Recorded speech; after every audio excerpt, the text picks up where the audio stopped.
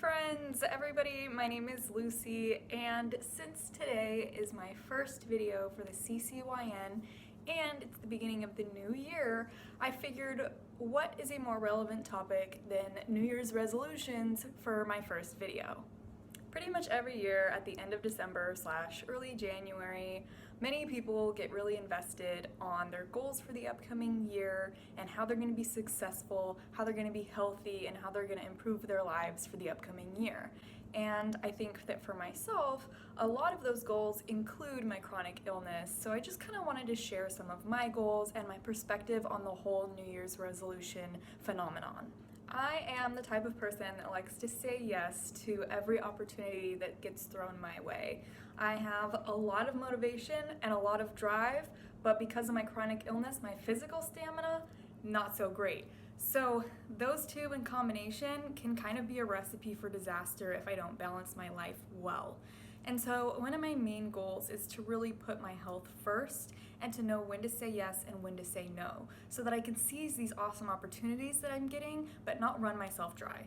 And in the process of thinking, how can I make the most of my year and take all the opportunities that I can, go to conferences, hang out with friends, do volunteer work, excel in my career, etc., without negatively impacting my health, then that got me thinking of a bigger question.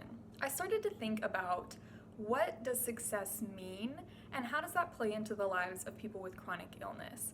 When I was younger and I was first being diagnosed with chronic illnesses when I was a teenager in high school, I really wanted to kind of prove my body wrong, prove my doctors wrong, and make a point. I wanted to prove that point not just for myself, but kind of on behalf of the chronic illness community. Be like, yes, we're different, but we can do the same things as you. We can do the same sports, the same art, be on social media, be influencers, go to college, get a degree, get a job. We can do all the same things as someone that's able-bodied. And while that can be a positive mindset, if you take it too much to heart and take it too seriously like I did, you can end up working yourself a little too hard, and it's not necessarily healthy to have that mindset all the time, in my opinion. I started to learn that if I had signed up for a volunteer opportunity on campus in college or in the community for Earth Day or something, and I ended up not feeling good that day, it's okay to let people know and take a step back. I learned not to push myself to a point of pain, and I didn't have to persevere when I didn't feel like it was good for my body.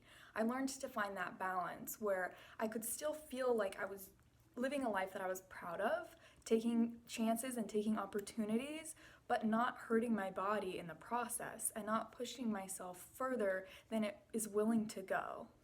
One thing that this got me thinking of was that I feel like, in my opinion, a lot of the time chronic illness shows up in social media through people that are doing these amazing things. There's Olympians with chronic illnesses, there's entrepreneurs, there's musicians, all of these famous people that are doing these awesome things worldwide despite having Crohn's disease or lupus or being paraplegic.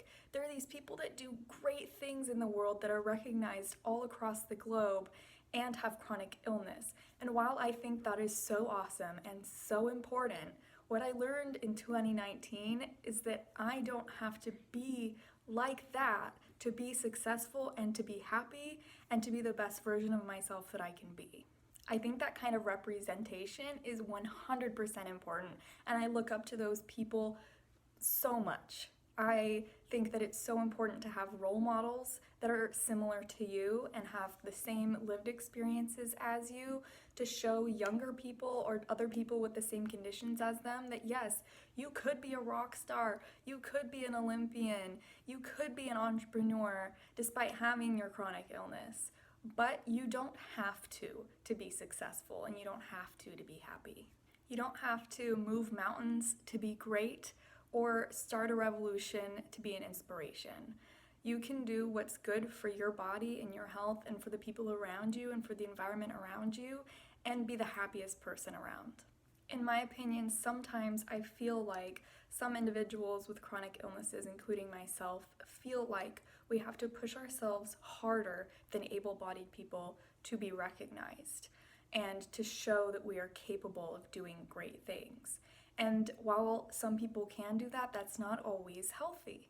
I think that platforms such as this, YouTube, Crohn's Colitis Young Adults Network, social media in general, are great starting points for what I'm talking about. For people that can look peer-to-peer at others that have similar life experiences as them and support each other, help each other grow and feel important and feel like they're making a difference and be successful in their own terms. You don't have to be an Olympian to be strong. You can be yourself and be strong. Going to a colonoscopy is strong. Surgeries, having a J-pouch, going through medications, just living day-to-day life as someone with a chronic illness is strong.